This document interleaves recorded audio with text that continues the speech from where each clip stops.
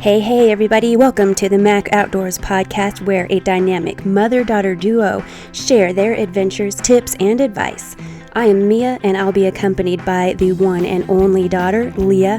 It is time to get to outdoors, hunt, shoot, and spend time with family and friends. Let's get this show on the road. Hey guys, welcome back to another episode of Mac Outdoors with Mia and Lea. We're so glad you tuned in. Last week we talked about competitive shooting and how to get involved and started in that. But this week we have some big news.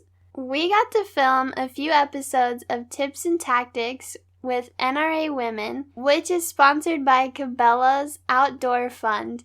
So tell us about these episodes. It was really an honor to get to be involved in filming Tips and Tactics because if some of you don't know, I'm a firearms instructor and an archery instructor, but I've also become a hunter ed instructor. Right now I'm an apprentice. So some of the tips that I shared are geared toward not just new hunters, but experienced hunters. One of them that I shared was hunting with a partner, and another one I shared was about keeping your firearms clean. And the one about hunting with a partner, I say that they're geared to experienced and non-experienced hunters because I actually have friends who have had some incidents while hunting with partners who were experienced. So it really is a reminder to stay safe while you're hunting and hopefully that you don't have any incidents while you're in the field. And so we hope that you will head over there. I'll put links in the show notes so you can find them, but head over and watch them, and we hope that you'll share them with your friends and make sure that everybody has a good time while they're hunting and stays safe. It was such a fun experience to get to film with a big crew and for them to be coming to us and being in our own environment. And of course it was fun to be a little actress model in some of these clips. Yeah. Yeah, we did have fun. It was a lot of work and long days. It's super hot when we filmed, but it really was a lot of fun. And it's really neat to see the finished project and hope that we're having an impact on others. So let us know on our social media sites. We'll put links to those in the show notes as well. But let us know if you have any tips or experiences. Let us know what you think. And also, I wanted to let you know that if you want to email us any questions or episode ideas, I've had a couple people message me on social outlets with some ideas, which we do have in the works, so thank you for sending those. But if you want to email us, you can email us. The address is Mia, M-I-A, at macoutdoors.com. So Mia at macoutdoors.com, and you can email questions there for myself or Lea, but we'll get those on the Mac Outdoors email. So feel free to send your ideas in.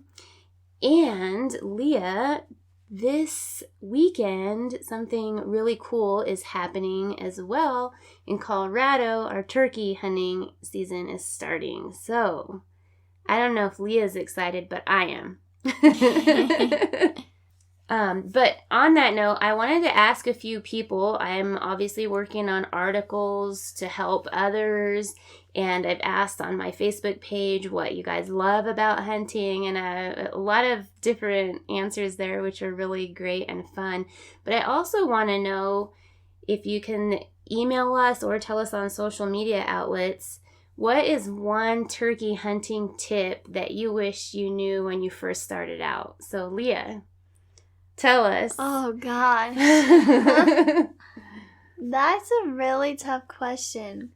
If you had it all to do over again, and I know you were pretty young, so you had a lot of stuff to learn, but is there one thing that you wished you knew the very first time you were turkey hunting, like that would have made a big difference on your very first hunt? Oh, gosh. It's been so long since my first hunt, I can almost not remember it. Okay, I have another question. If you had one piece of turkey hunting advice that you could give someone else, what's your one turkey hunting tip that you have for other people? My biggest turkey hunting tip, which probably transfers to any hunting, but is patience.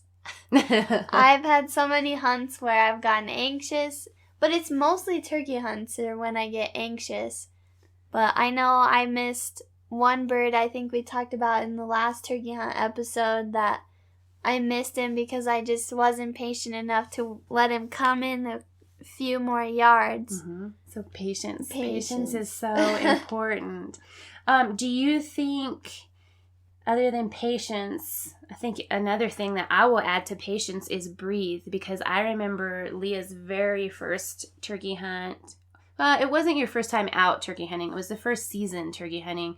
But I remember Lea and her friend and them holding their breaths when they saw two toms strutting in. And they were holding their breaths, and then all of a sudden they had to breathe. And one of them, I don't know which one, somebody gasped, and the birds heard it.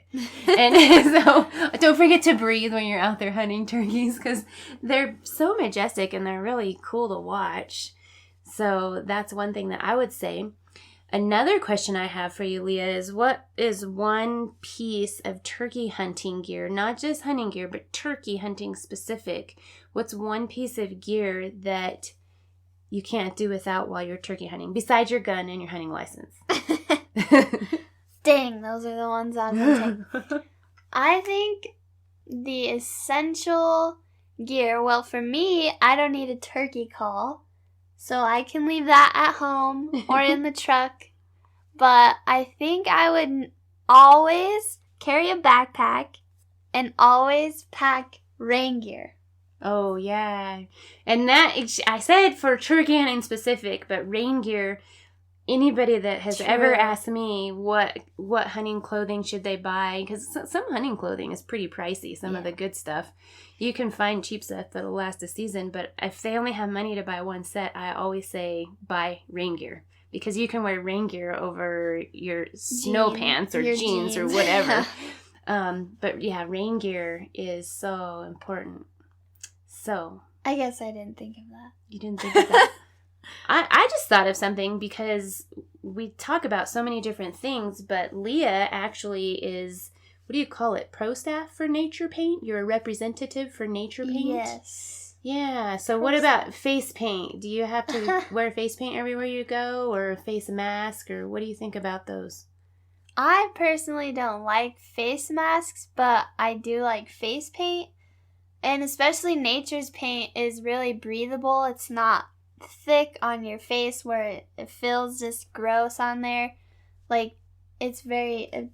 It feels comfortable where you don't feel like you're wearing like itchy makeup or something, like a Halloween costume or something. Yeah, it's not thick and gross. Yeah. Any advice for applying face paint? Is there a specific way to do it, or you just put it on there? I think it depends on who you ask. I think some people say you have to do it this way if you're hunting ducks, and you have to do it this way if you're hunting deer. Oh, yeah. But I'm pretty sure I do it the same way no matter what I'm hunting. You just put a little pattern on your face? Yep. 3 lines. Good to go. 3 lines. Good to go. Well, that's good to know. And the Nature Paint, how do you take it off? Does it like stain your face? Does it come off pretty easy? Or what? Tell us about that. I did my first test with it in a funny video on my YouTube, and it came off so nice. I know I use a different brand, and it does stain your face for a couple days, but the Nature's Paint washed right off with just a washcloth. Mm-hmm. And it didn't take any time at all to scrub it off or anything. Didn't make my face red from scrubbing so hard or anything. Nice. So. Well, that's really good. That's good really news. Nice. So for anybody who likes face paint, as I said, Lea is a representative for them. So you have a discount code, Lea? Do you want to tell people about that? My discount code is SHEDHunter15. So I'll put a link to Nature Paint, and I'll put Leah's discount code in the show notes for you guys. So if you are going to be turkey hunting, or if you're already turkey hunting, because I know in some parts of the country they're already bagging birds everywhere, which is kind of fun to watch. So you guys, if you ever have a bird, tag us, because I like seeing them. I don't know if Lea does, but it's really fun to see other people smiling with their big old toms. So I like that. We're not trying to make you buy Nature Paint. We just wanted to let you know that I like face masks, but Lea likes face paint, so that's an option since she does have that code for you. She doesn't really get any money back for that, but you get a discount. So there's your good news for the day, is your coupon from Lea if you like nature paint. So on to more turkey hunting questions with Lea, since I'm putting her on the spot. Lea, do you feel like turkey hunting is an easy hunt where you just go chill out, or is it one where you've got to get in shape and you hunt really hard? And I'm referring to our hunts here, not somewhere else, because other places, I know I went to Nebraska and turkey hunted, and I saw not just hundreds but thousands of turkeys. And I won't say that it was super duper easy, because we did spot and stalk, but it was a little easier than here. So do you have to get in shape here? I don't think turkey hunting is as challenging as hunting elk in the high country, but I always use turkey hunting as my excuse for working out for shed hunting, which they both kind of coincide together. But I don't usually work out a whole lot for turkey hunting. And it also depends on how you're hunting these birds. I know sometimes we'll set blinds, sometimes we'll do a little spot and stalk and try to meet these birds halfway kind of deal. So it really just depends, but I wouldn't make a specific workout for turkey hunting, but I would make a specific workout for shed hunting. I am actually thinking of something else now that I've asked you this odd question about exercise. Do you not stay in shape with your bow? Uh-huh. And Lea likes a turkey hunt with her bow because it's a little more challenging, and she actually does stay in shape. It is important to stay in shape if you're archery hunting. And Lea, if you're archery hunting, what is a good tip? With your bow, how can you be the most successful on turkey hunts? Bow hunting turkeys is very challenging. I will admit I've missed many birds. It's been a challenge, but I've learned a lot from it. And I think the hardest part with any archery hunt that's spot and stalk is knowing when to knock an arrow, when to draw, because obviously you don't want to draw if they're looking right at you, and you don't want to be pulling an arrow out of your quiver when you're... Yeah, you don't want them to detect your movements. Right. Which, I know a lot of my archery hunting friends, they hunt from blinds, and that helps conceal the movement. So that's one thing. But when you're spot and stalk, you obviously don't get to just throw up your blind. And sometimes we carry camo netting. And if you have time, you can throw the camo netting up between some bushes or trees, and that can help conceal you in a pinch.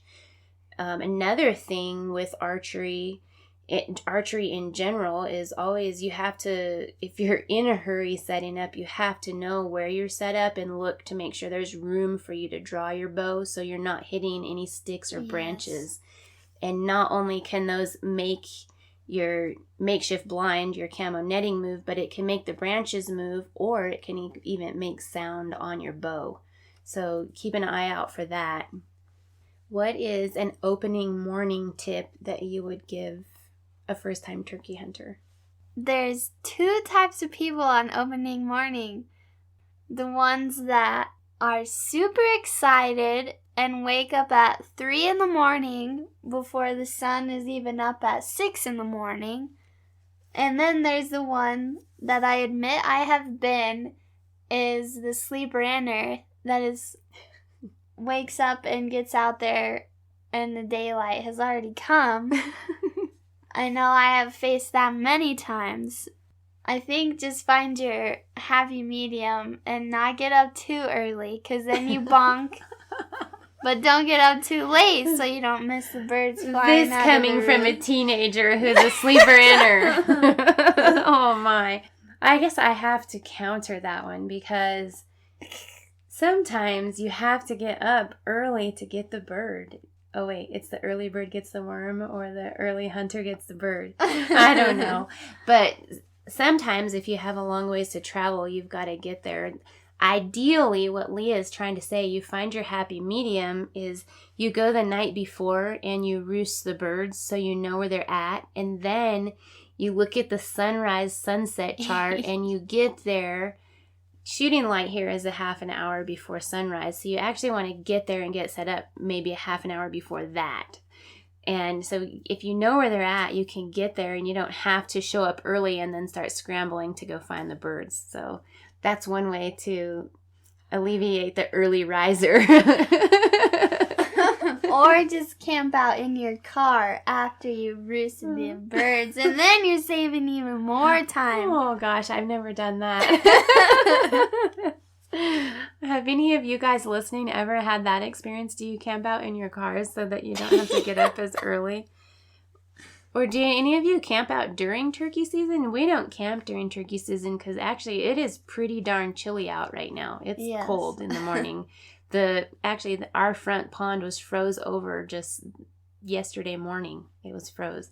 So it's cold. There's definitely a need for layers right now.